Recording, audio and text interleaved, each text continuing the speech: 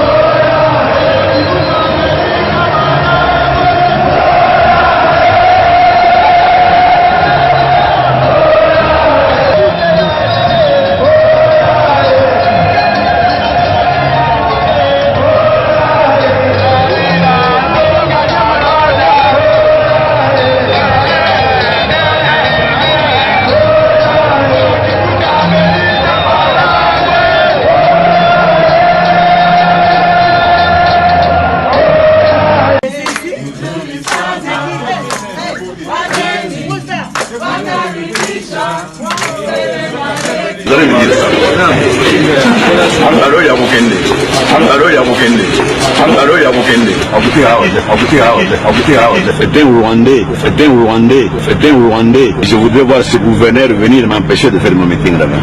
Peut-être qu'il n'y aura pas de militants, hein. Vous allez voir. Est-ce que vous n'avez pas peur qu'il y ait des débordements? S'il a interdit, ça risque de chauffer, non? Qui a interdit ça? Le gouverneur. Et qu'est-ce qu'il représente, ce gouverneur-là? Je vous dis déjà que son chef est un Rwandais. C'est un Rwandais. C'est un Rwandais. Tout le peuple partout où j'ai passé me demande de renvoyer ce Rwandais à Kigali, à Kigali, à Kigali. Là, ce n'est pas ici son chef de ce fameux gouverneur-là. I know that for many it's hard to accept, but I'd like to sincerely pay tribute to Joseph Kabila, President of the Republic.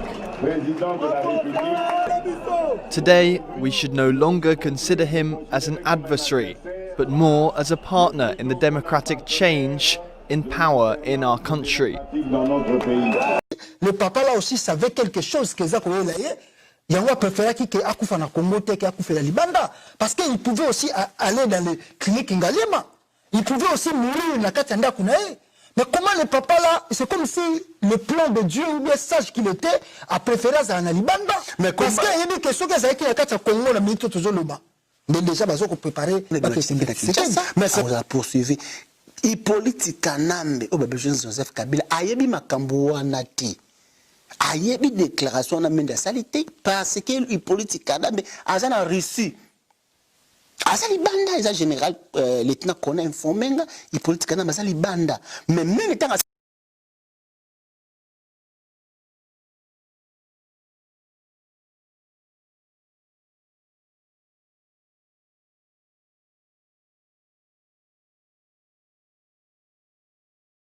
tata ba mama bandeko banso ekolo Congo eza abino Claude Mutima na émission Baliangando ndeto ba ke Baliangando c'est état d'esprit Baliangando mokili mobimba tuza kolela kaka papa Etienne Sekeli na si bomoni teni o atikela nga yangoyo chapeau na yangoyo na bubu na eta bautaki nango Belgique o asaka mensa ko sala ba plein mais plein asala ka ona juillet ona donc alobika nga Claude Mutima pe boyebi yango teni yango na au représentant direct ya papa Etienne Sekeli.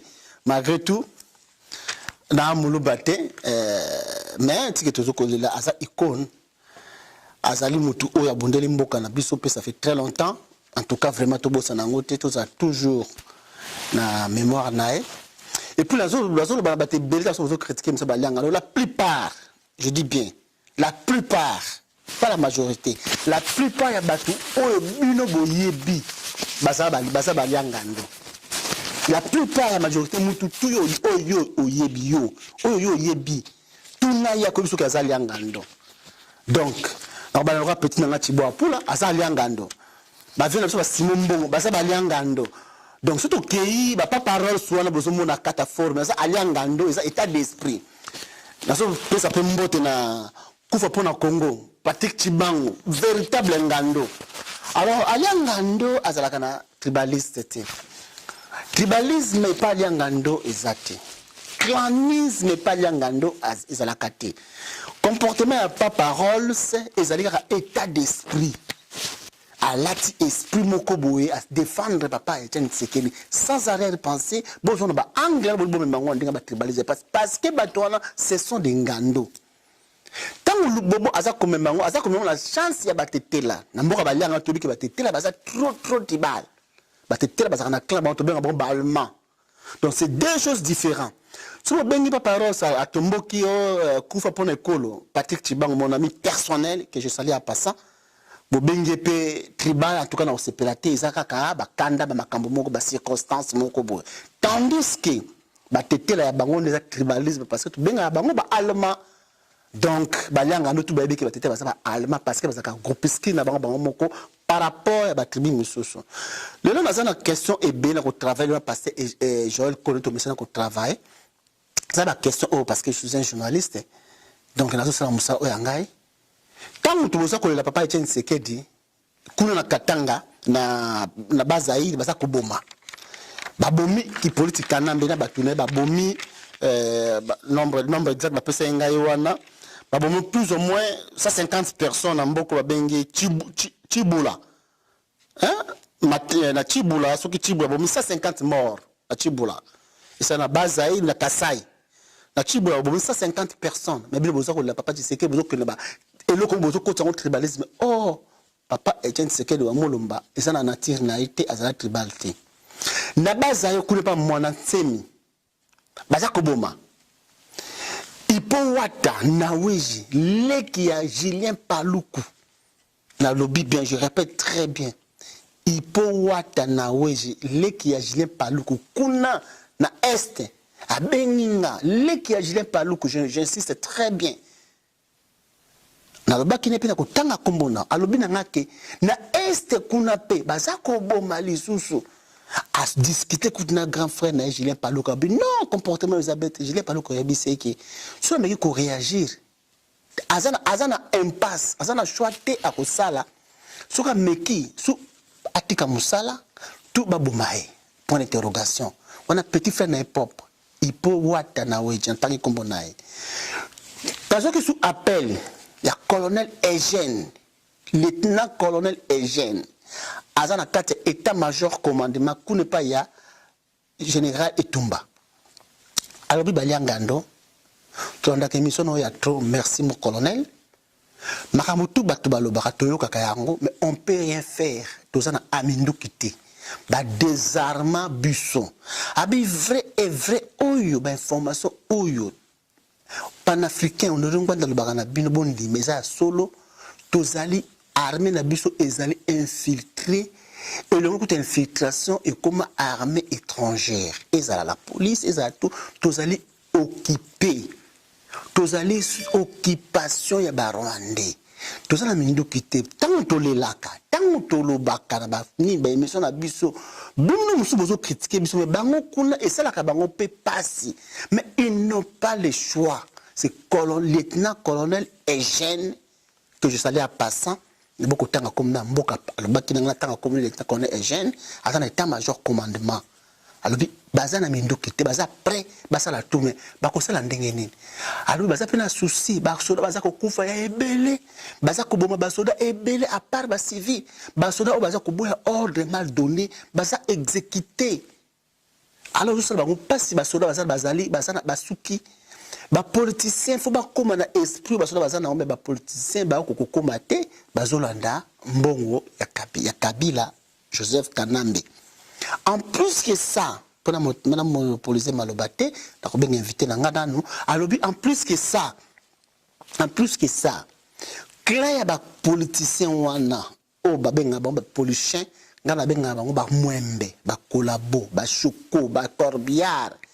Parmi bango mingi bakutana na Hippolyte Kanambete o babengi Joseph Kabila, c'est-à-dire basala moi club na bango moko boye abimi na télévision lokola Mende abimaki na télévision a déclaré que ce qui Moïse Katumbi azongi na bima Tshisekedi na Kinshasa a poursuivi Hippolyte Kanambe o bébé Joseph Kabila ayebi makambo wana ti ayebi déclaration na menda salité parce que Hippolyte Kanambe azana reçu azali banda eza général lieutenant colonel informenga Hippolyte Kanambe azali banda mais même tant azali déclaration wana ba kovanda sikona ba collègue ba conseiller Hippolyte ya Joseph Kabila ben Hippolyte Kanambe en tête Wilonja ba créer eloko moko ba pesi ba 100 de façon que ba comme cette information ya solo et comme la Hippolyte Kanambe ben Joseph Kabila après est-ce a changoka abana ko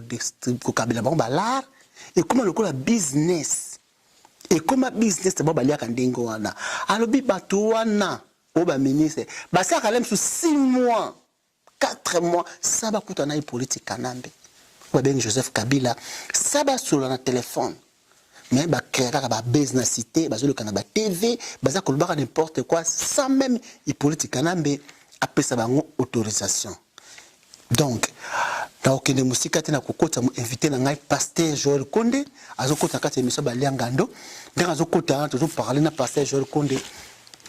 Bonjour pasteur Joël Konde. Bonjour papa. Là c'est pasteur Joël Konde otu kolanda makambo oyo na otu koloba.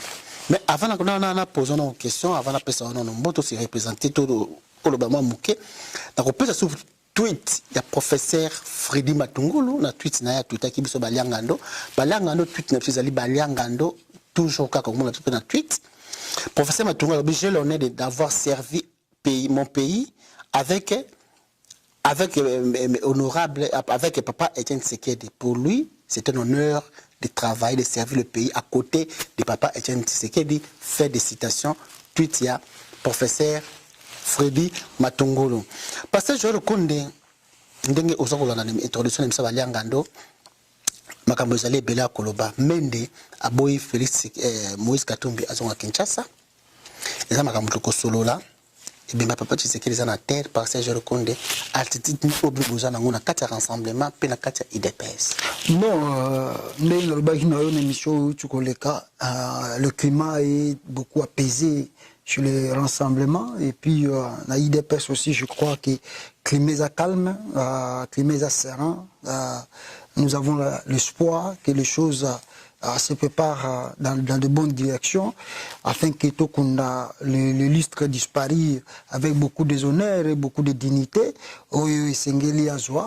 Étant que nous avons servi le Congo plusieurs années et nous avons un peu le chemin de la démocratie dans le Congo. Donc je pense que les gens à cause de la surprise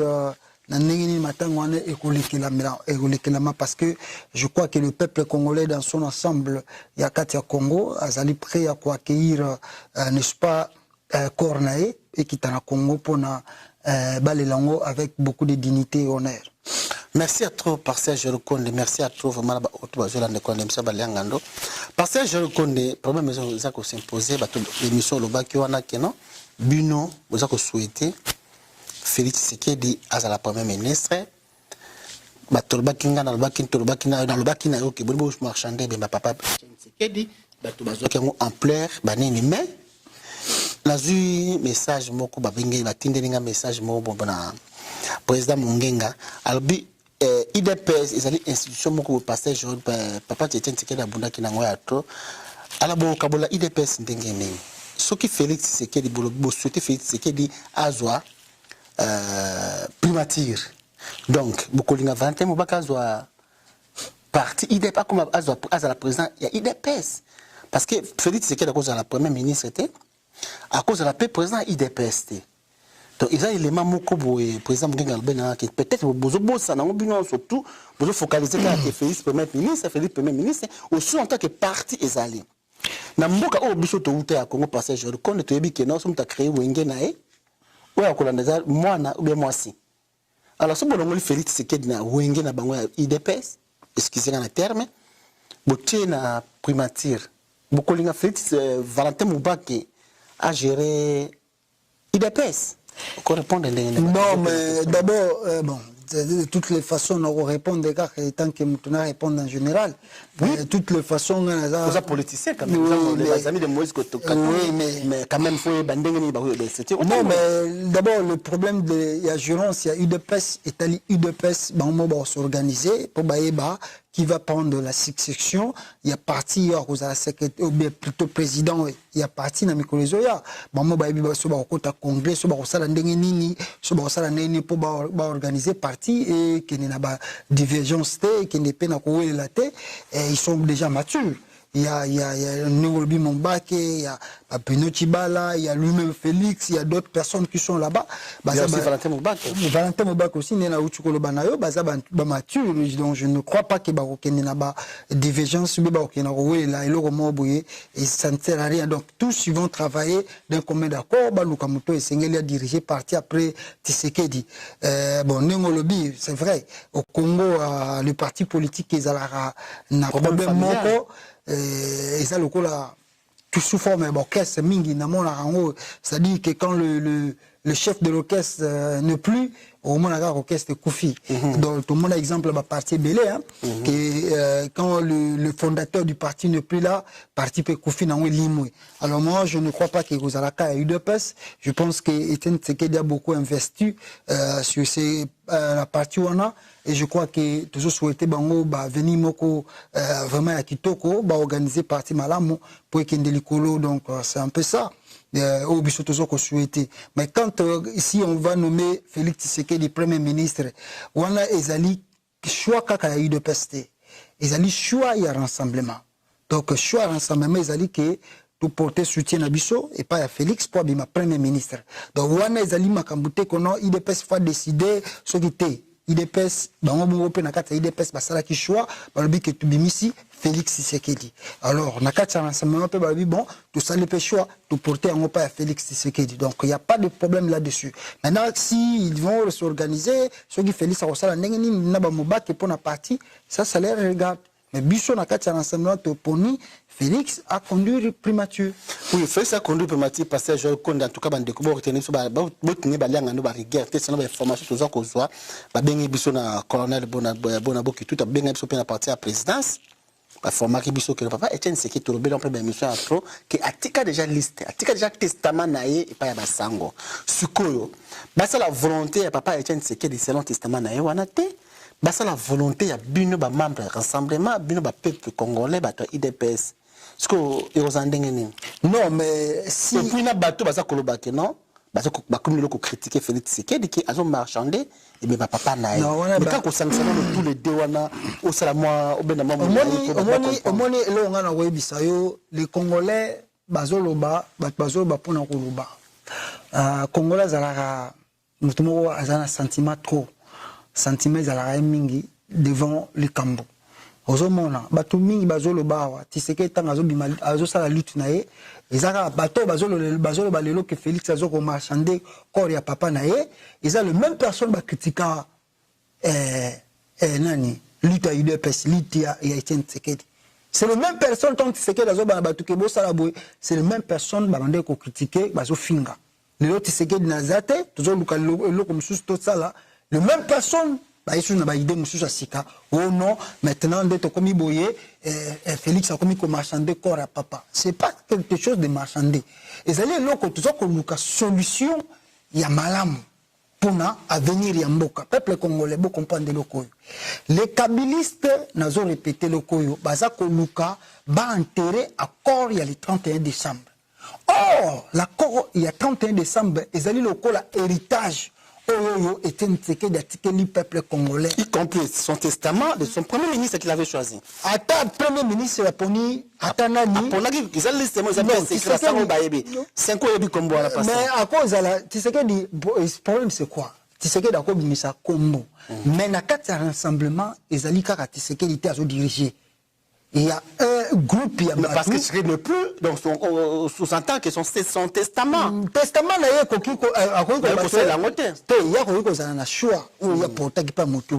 Alors, dans le rassemblement, est-ce que tout ça, le choix, ou bien tout ça, c'est ça. C'est-à-dire, ça la volonté, ça la volonté ensemble. Il y a qu'à on parle de testament, on ne parle pas de volonté. Le testament, il est déjà parti. Oui, le testament, directement dans la famille. Là, c'est différent. S'il laisse le testament, parce qu'il n'est plus de la famille, il est au-delà de la famille, parce que le président Tshisekedi, il n'est plus de la famille, il est maintenant du Congo. Il a laissé son testament, il faut Sango. Atiki testament, pas Sango te pour un rassemblement. Un testament, soit Atiki testament pour un IDPS, c'est autre chose. Là, c'est autre chose. Voilà, maintenant, comme il y a 4 rassemblements, il y a idée à Batutu. Oui. Ozomona il y a ba non mala pesi mutuboy dans l'ensemble il ne plus le maintenant azate ozate yo pesa gi ida mutu so ba dabi ke ida mutu na za malamu to appliquer yango mais so moni ke ate ko me biso bere biso no to moni mutu abimate abimate de porte ce que da salaire erreur avant to mi te ga salaire erreur parce que on parle de testament parce que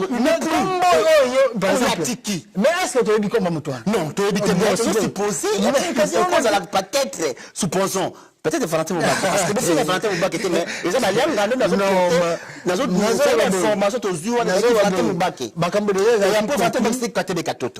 Seulement information de la présidence. Les gens ne savent absolument rien. Le problème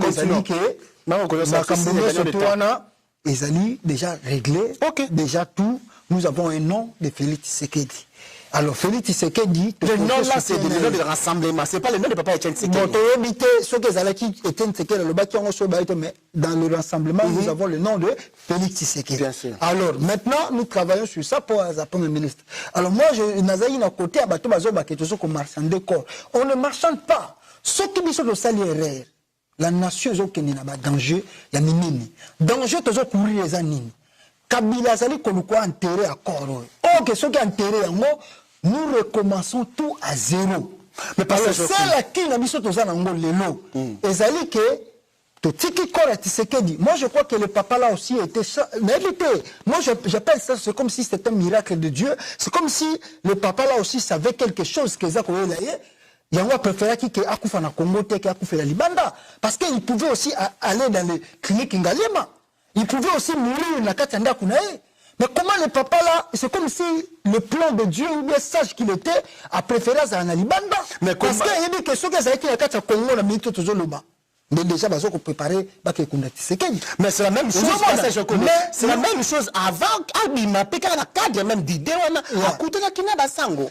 À côté de Basango, c'est autre chose. Mais il y a des cornaillés, ceux qui ont quitté le Nakatia Congo. Ceux qui ont quitté le Congo, ils ont Libanda, mais Makambo, ils ont beleza Ningwanate. Mais l'avantage, c'est aujourd'hui, et puis on dirait que Nzambé Taïbaki, tu sais qu'il y a Koukouf la Belgique. Et puis c'est un renseignement avantage parce qu'aujourd'hui, nous conditionnons maintenant le retour de son corps. Mais ce qui n'est pas bien. Non, parce que Mobutu va conditionner le retour à Papa Nabango. Et ça l'a mis. Pourquoi tu as encore Mobutu? Parce que c'est l'important. Non, ce n'est pas ce problème d'un dictateur. Mobutu a servi la nation. Dans le mauvais sens. Dans le mauvais sens. Est-ce qu'on peut comparer à moi Makamazo Sal? Non plus. Mobutu a d'une manière d'une autre. Non, Mobutu a un problème dans le musée. Mais Bana famille n'a bloqué. Tout le local Mobutu a raté. Tout le barangote. Tout le Mobutu a raté. Pourquoi? Ce que tout le monde a Mobutu a fait, c'est ma raison.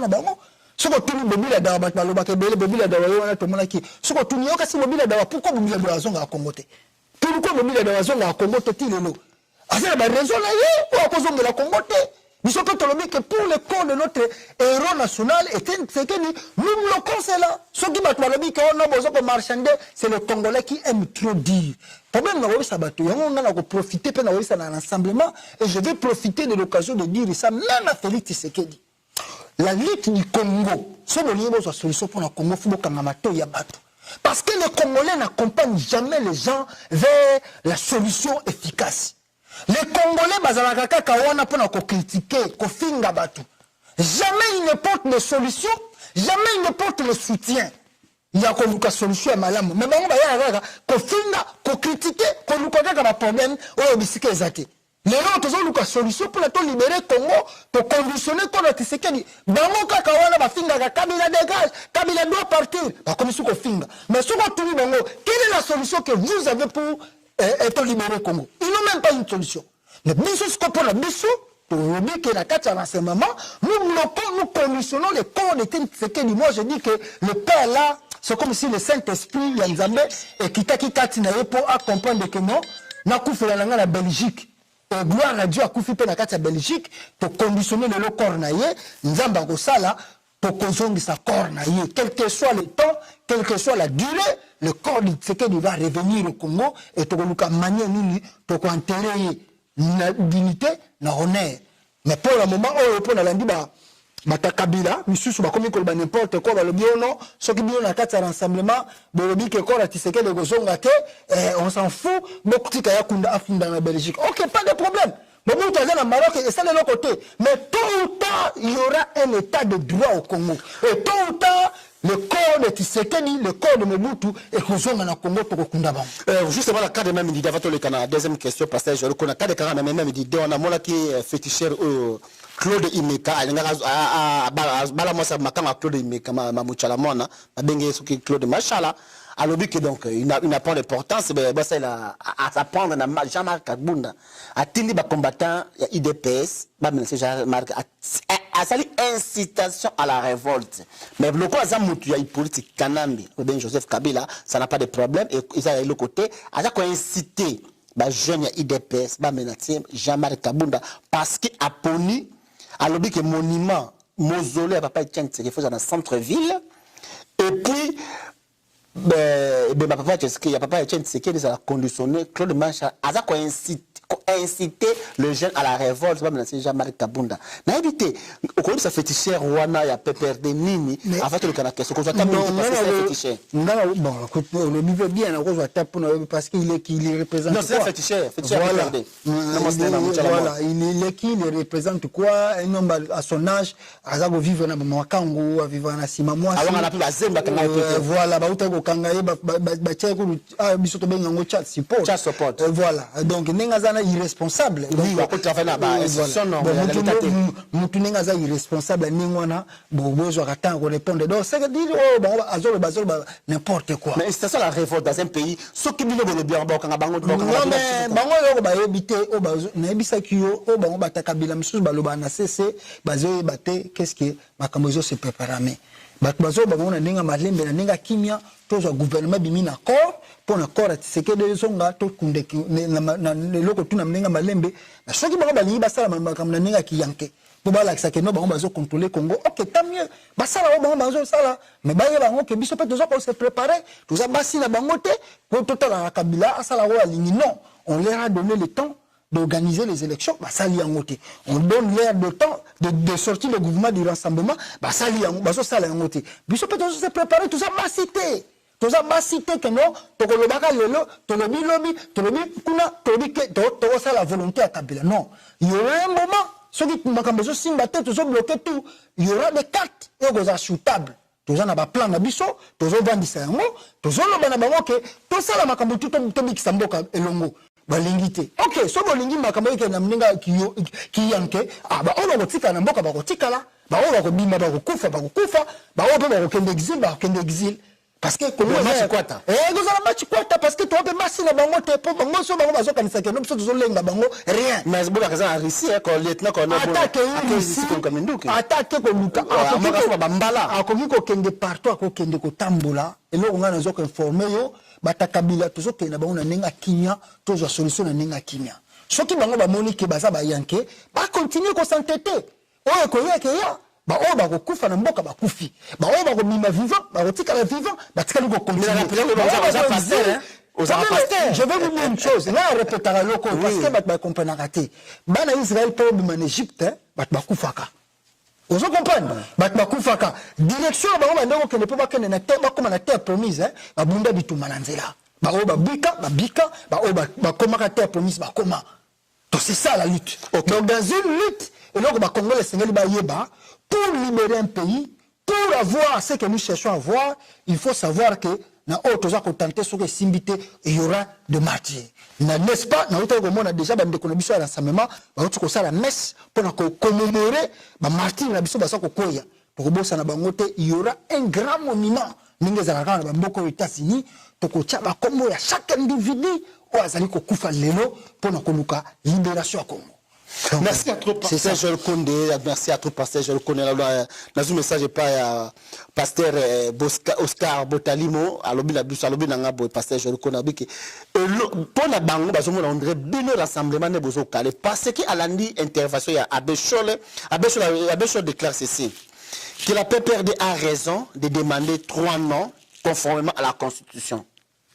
Parce que je connais répondre pasteur Abéchol na makam oya lobiana par rapport tout le besoin bakeno liste moko avec ne ala na pe vater baka bakeza na nini za na singlier mais Abéchol lobi que non ezali 3 noms do bata ba mwembe basa na liste ba yaki na 7 ba discuter ba kitisi na 5 ba na 5 ba sango ba lobi na bango te 5 pété bo kitaka na 3 ça mango te ba proposer 3 basango nde bayina trop mais ça on le selon la constitution non la constitution d'abord tous un problème sur la constitution mais nous toujours parler sur l'accord constitution les alliés entre parenthèses pour le juger Kabila nenga zali wana légitimité na ye ezali ko bima ou ko bima à partir de l'accord constitution les a déjà entre parenthèses parce que sur le la constitution Kabila n'est plus président sur le la constitution assemblée nationale ils a déjà kokufa. Si tu as la Constitution, Sénat, le gouverneur, ça c'est le gouverneur. Donc il n'y a plus rien là. La Constitution, donc, bon, parce que Monica, tu comme la carte rassemblement, comme ça, il y a des choses où Sénéli, tu as les langues, mais pour le moment, nous parlons de l'accord. Et l'accord a dit quoi? L'accord a dit que tu as Premier ministre Moko, Premier ministre Nabiso, il y a un Kombonaï. Bolini. Il m'a remboursé. Ok. Bolingi koto sako utami boboyi koto sako bolingi ko sala kiyanke bokomona pe kiyanke po mwasi ya mutu azate soki mino botaka mino mibali ba bango ke batu soki mota bango mibali soki mino boyebi ko manie minduki ba ke batu soki ba yebi ko manie minduki soki mino boyebi ko coopérer na ba pays mususu ba ke batu soki ba yebi ko coopérer na ba pays mususu quand vient de pourra oyo ko ya na Congo pour na 2017 ko ya nous allons pas permettre à Kabila à le 2017 to si to pesi bango tant tout et puis toujours rappeler bango tu sais que nous mutazali azaki le plus grand négociateur yewaki mais or to tika nango so bango ba zo lever ah to ba plan beza na mesa quoi ba plan beza na mesa yango beaucoup des ordres matin à papa Etienne Tshisekedi boza kolela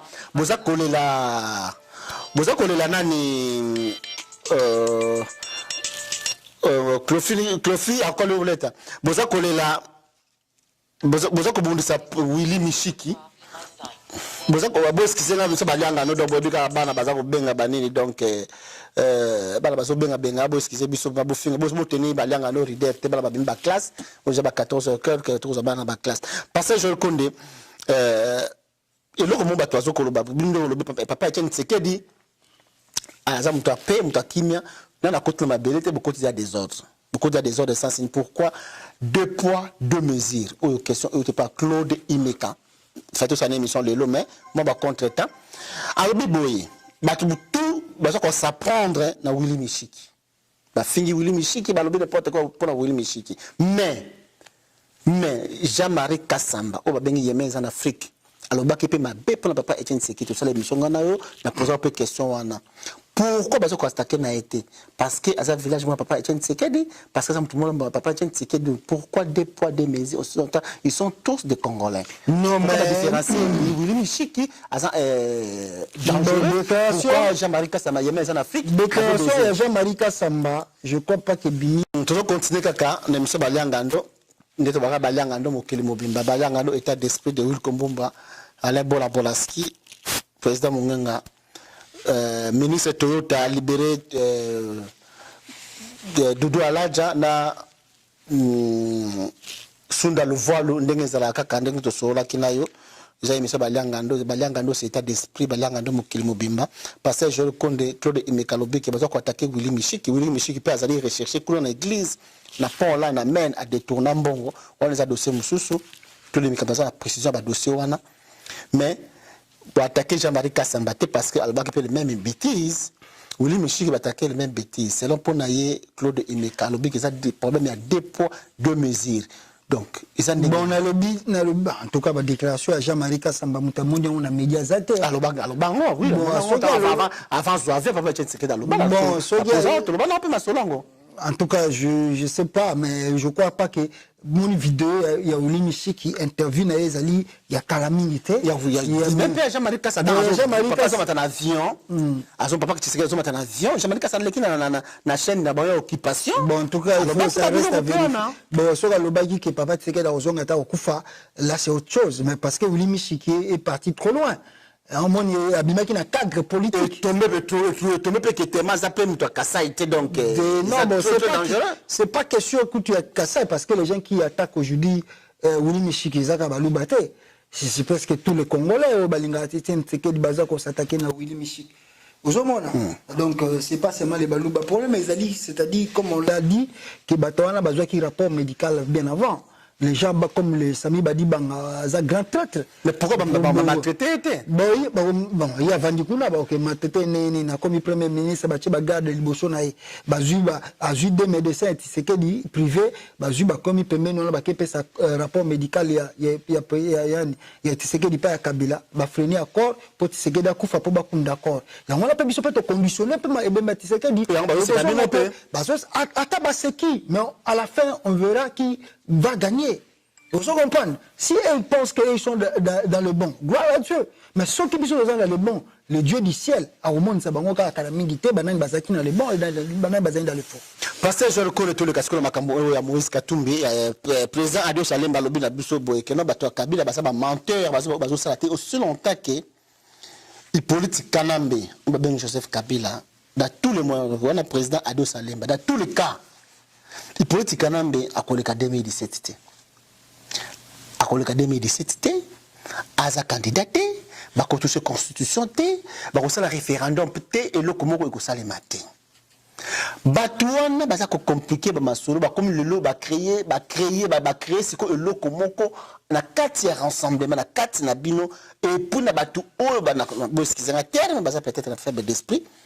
Ba la tisi Moïse Katumbi na Katebe Katoto qui bangonde bazali ba auteur ya liwa ya papa Etienne Tshisekedi passage konde to loba ki ne mission ba to baza ko commentaire baza ko lobela ngo ka c'est comme le ampleur makasi na ebité ce qui Jean-Luc Okenga ko lobela nini émission oyo akoloba ngo ndenge nini papi basambi boko répondre ndenge na batu baza ko continuer ko accuser Moïse Katumbi na Katebe Katoto zali selon président de Salom Balobi ki zali ba Jean Aner ne baza ko inculquer bilo ko ba Jean-Claude Ilunga Jean Aner wana bo marabato à côté si batu na kati ba internet na kati ba cité ba disqualifier famille wana parce que je connais les amis de Moïse Katumbi ozali Katumbi c'est dit ça pour le répondre batu wana nino juste non mais Isabi loba bon neka otuko loba service bata Kabila balingi ba moni c'est que depuis là maintenant ils regardent qui sont restés le poids lourd et banan baza mitu makasi na kati ya rassemblement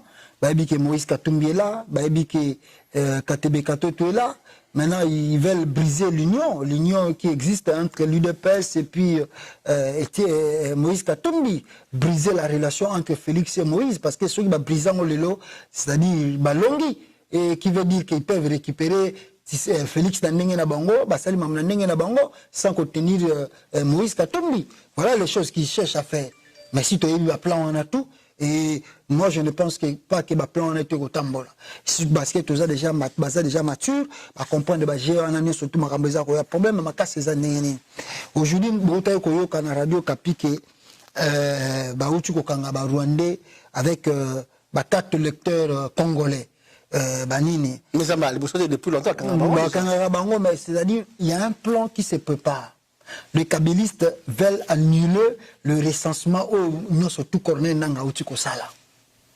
Et pour ce faire, bandi na bango bandi ko bandi di sous ko lobakino, ba utiko kanga ba Rwanda avec des cartes électeurs congolais. Mais si réellement ezaningwana, c'est-à-dire le Congo a un problème avec le Rwanda, c'est-à-dire il faut tout le monde gouvernement tellement pour attirer un gouvernement rwandais les enquêtes pour savoir comment les citoyens rwandais dans le Congo vont s'enrôler dans la carte des électeurs congolais. En partie, je connais Rwanda,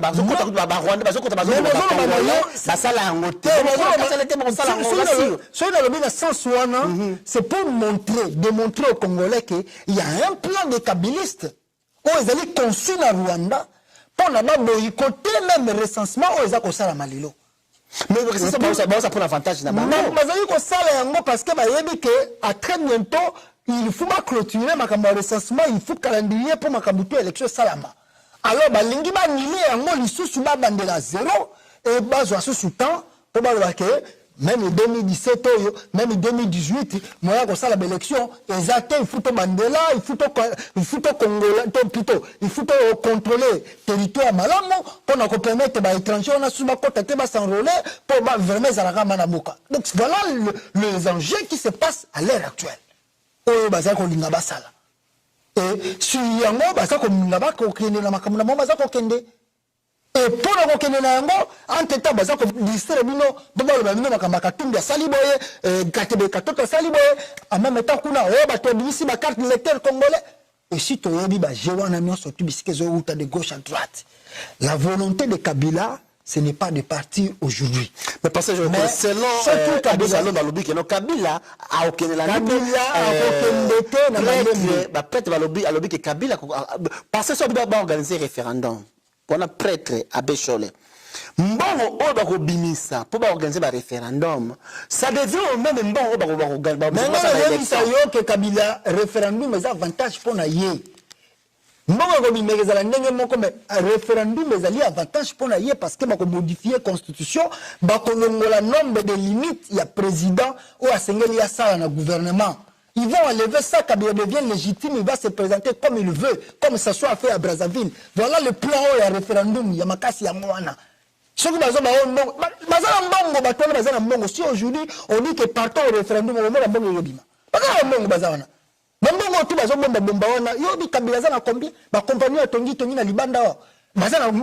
Mais baza ko freiner accord wana pour nini ba lingi ba sala référendum ba longola nombre de limites ya ba mandat. Ceux qui ont Kabila se présenter, va commencer sous bonne élection pour Kabila à la président. Voilà les enjeux. Oh, bazo le bana tu, oh, ba bloc wana tu, ba katebeka toto, oh, ba tchaki poison, et ali ba distraction inutile. Donc moi je crois que la lèvre tombe. Ba bloc wana za ba distraction ya aner. Ba kambutu ya aner, ba panza kotoyo, ba sala kotoyo, ba kotoyo bazo ko sala donc isa. Tala ka plan au l'équipe 2016. Bon ba conserver en depuis là. Donc c'est-à-dire oh tout ça comme on eza koya ezali ba plan o bango baso bavandi na kona bango na Rwanda kuna basali ba l'équipe boye ba beno futoke na gauche boye ba ye na ngo ba ke na gauche ba ye na ngo bavandi ko lo bango et ba congolais ba o ba faible d'esprit bazo landa bato wana bazo bateke moko zo ko kende bazo ko ndima ngo kana sentiment. Merci à tout passage je connais monsieur Baliangando notre barrage Baliangando état d'esprit Baliangando mokilimo dibimba passage je connais les questions tout le bas qui ont déjà mais tout le bel parce que pour la bonne édition passage je connais papa Etienne Tshisekedi wa Mulumba que ce nom repose toujours en paix donc tout ça qu'on est là au cas comment bateni na tout ça qu'on attend au cas butu moi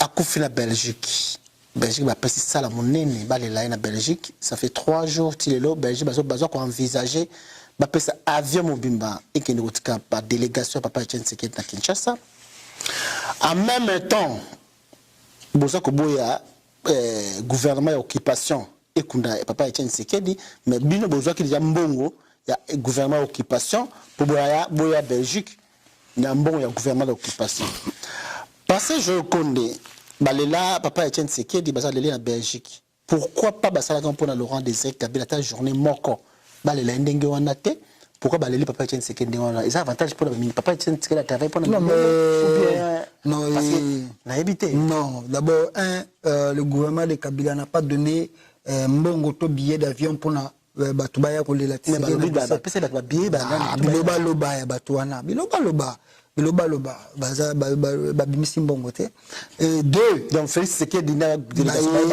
Félix a dit il a dit que biso no story na ba propre frère na biso le gouvernement n'a pas souhaité l'argent. Deux, pour le ici il y a une différence entre Mouzé et Tshisekedi. Non, Mouza Koufeli na Belgique était. Mouza Koufeli en Afrique. Bah ça ta journée mon côté hein. Bah ça la journée Belgique a compris ça ndengeni. Mouza Koufeli na Belgique était beaucoup ça ndengeni. Mouza Koufeli na Congo, Mouza Balela na Congo. Non, il n'y a pas un chef de l'État.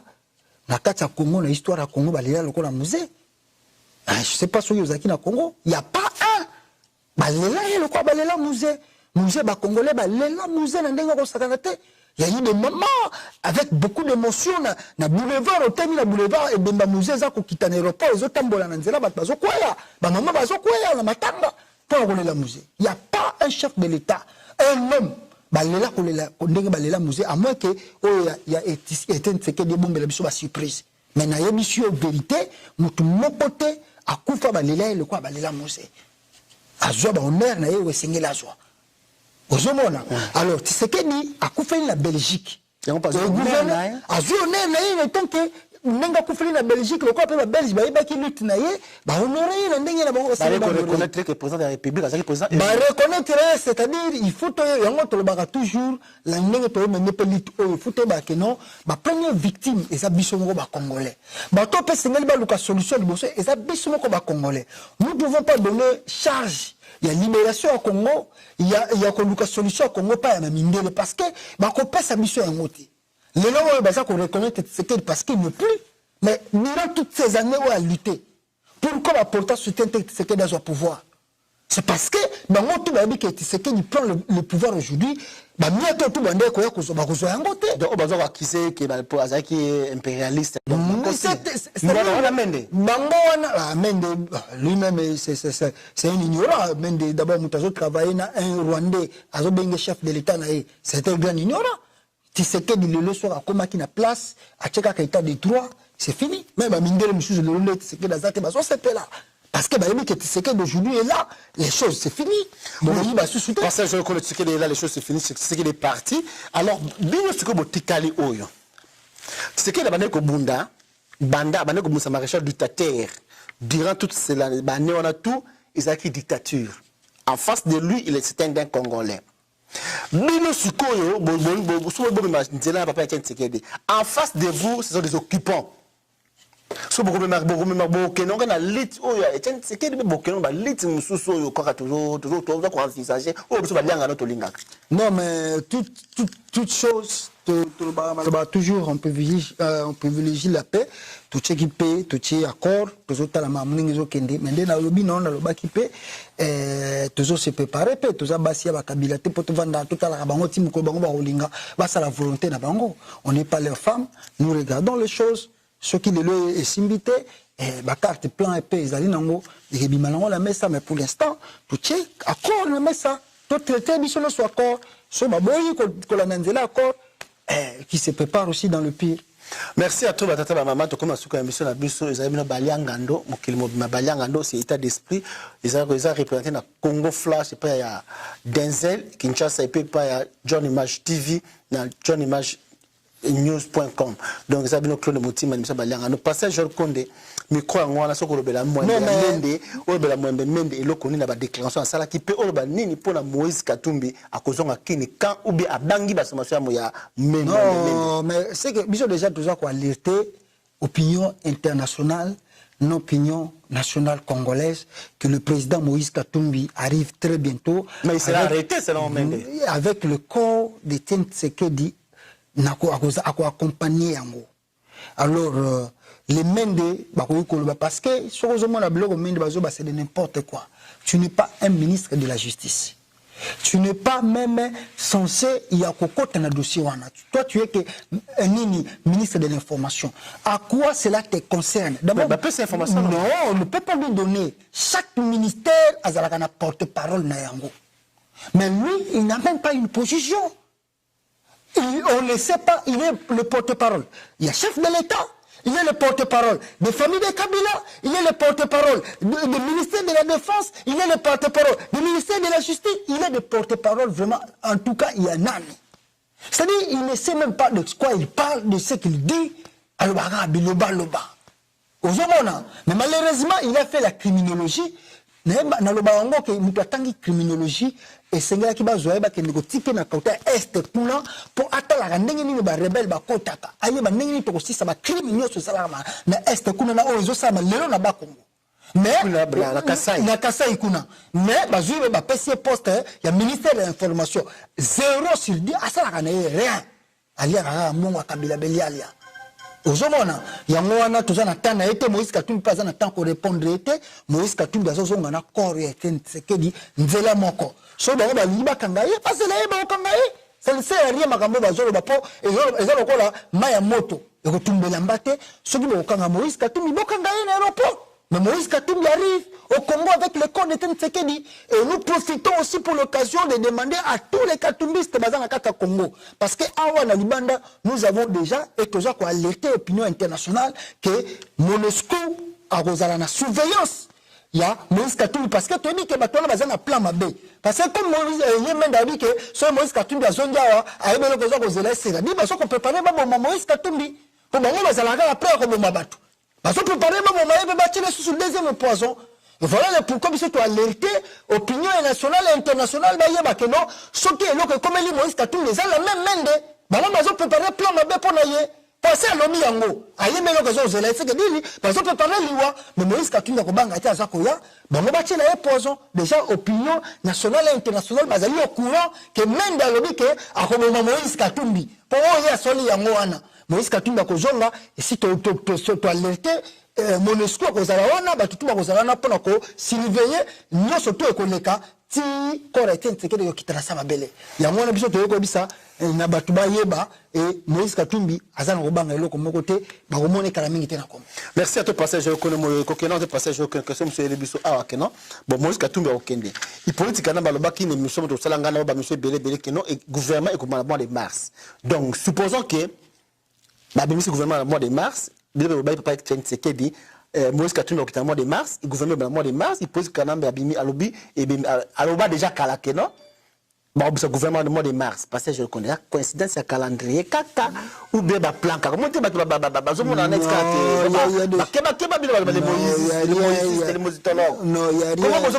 coïncider Moïse Katumbi au mois de mars. Il politique gouvernement au mois de mars. Il peut continuer comme Moïse Katumbi azali ko kitanzela mo na corps Tshisekedi le mois de mars. Non, c'est pas le mois de mars. D'ici quelques Bembeza déjà on est Bembeza déjà tu éviter d'ici quelques jours peut-être des maisons qui étaient déjà Congo. Donc d'ici là Moïse Azou. Mais d'ici là pour pas moi tu de la mars parce que le 10 mais Bembeza de comme mois de mars na Belgique était. Et c'est que les autres qui t'attendent en février au face qui t'a Congo, Marambuto est réglé. Mais pour ce qu'elle m'a dit, on a ministre, il y a les alliés à Zoloba. Biso si ton lobby n'a biso que ceux qui balingi comme ça la volonté à Batoudi, il y a peuple congolais, t'es pas ça là, oh, bango balingi, et tout le monde a oh, ils en a quatre terrain d'ici là, parce que les tensions, ils ont déjà les colos. Oh, bango bazo ko lukeya, bango bazala prêt à consommer les conséquences. Mais passez sur la Kanyama. Il y a zo vimba kaka zo bibende. Après, mais nous se retrouver na coin na yemoko azo lukeno ka kolia bisika wana ko comprendre que non na sala ki bere rebelé parce que je reconnais balobi nanga ki non mboka ezo ka papa Tshisekedi basangisa biso surtout basa batubi balé maréchal du Tater papa Tshisekedi basangisa ki ba congolais surtout ne sika moko libota moko tata moko mama moko kolobo moko mokonzi moko papa Tshisekedi akei kuna e baby bakase bazo kumisa baza kotoyo bakatange baza kotoyo et puis balobi yo falo kende kuna okumisa mbona nsemi comment se retrouver kota katanga moi on essayer d'identité na pour moi nsemi kuna bazo menacer toujours déplorer toujours ce qui se passe au Bas-Congo. Nous ne pouvons pas être contents de ça. Parce que comme il y a il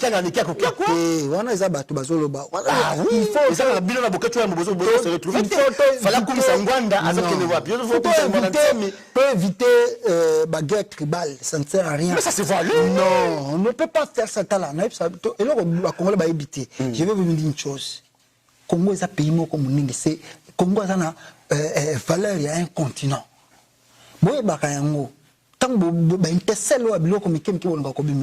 Si c'est là aujourd'hui arrivé,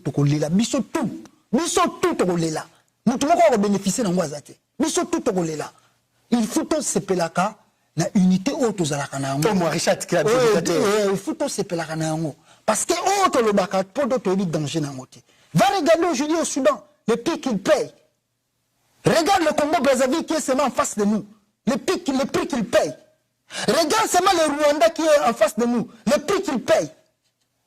tala to sepela na bomoko tozalaka nango toyebi prix toyebi o Mobutu asala prix a payer nango to conserver unité na biso to kende liboso to tika ba biloko wana tout to loba momoko bat babomi bat na ba Congo toza biso no so bataba Congo lito pour le peuple du bas Congo babomi bat na Kasai lito pour le peuple o bazana Kasai babomi bat na est lito pour le peuple qui sont dans l'est tout le monde la division haine la bloc parce que je connais ce côté la Cameroun ça va tourner que bazana ba Belgique ou ça va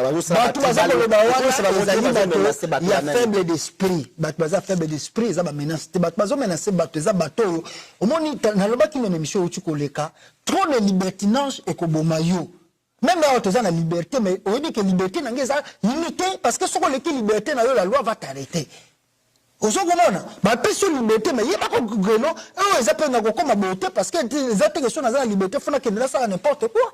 Les gens le bateau bazo ça n'importe quoi. Ce que ça n'importe quoi, éviter que non, ça choque aussi d'autres gens. Mutu nous c'est tout est raisonnable lokola ngana yo.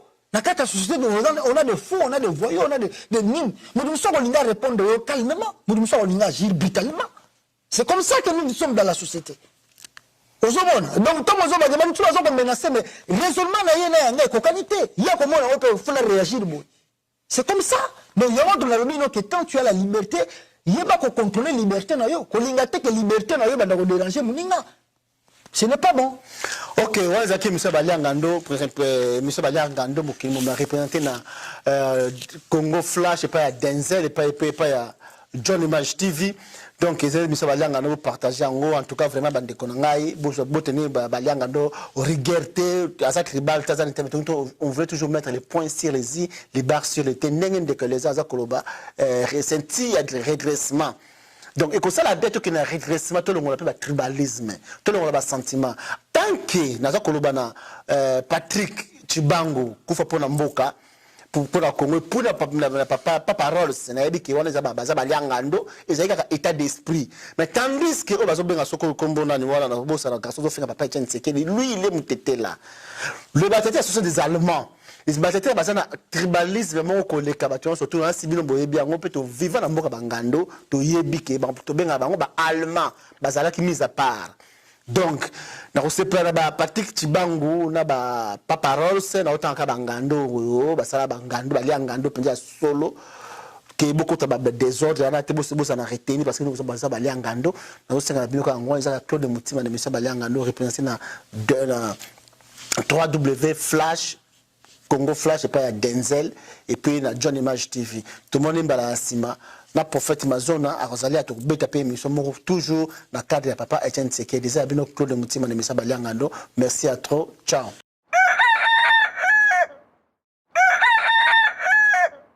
Tout ça sur ordre de Nani Rwandais, ordre de Nani Rwandais, ordre de Nani Rwandais. So boyuki na zuri sur Rwandais lobby na kutubuda kwa Tshisekedi aza ya kwenda ala.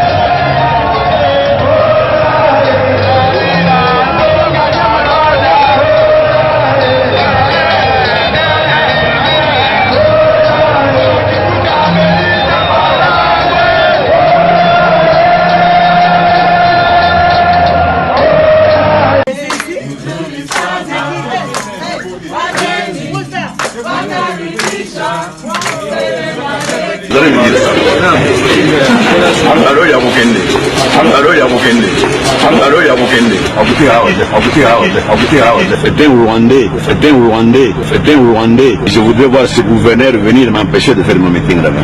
Peut-être qu'il n'y aura pas de militants, hein. Vous allez voir. Est-ce que vous n'avez pas peur qu'il y ait des débordements? S'il a interdit, ça risque de chauffer, non? Qui a interdit ça? Le gouverneur. Et qu'est-ce qui le représente, ce gouverneur-là? Je vous dis déjà que son chef est un Rwandais, Tout le peuple partout où je passais me demande de renvoyer ce Rwandais à Kigali. Là, ce n'est pas ici son chef de ce fameux gouverneur-là. I know that for many it's hard to accept, but I'd like to sincerely pay tribute to Joseph Kabila, President of the Republic. Today, we should no longer consider him as an adversary, but more as a partner in the democratic change in power in our country.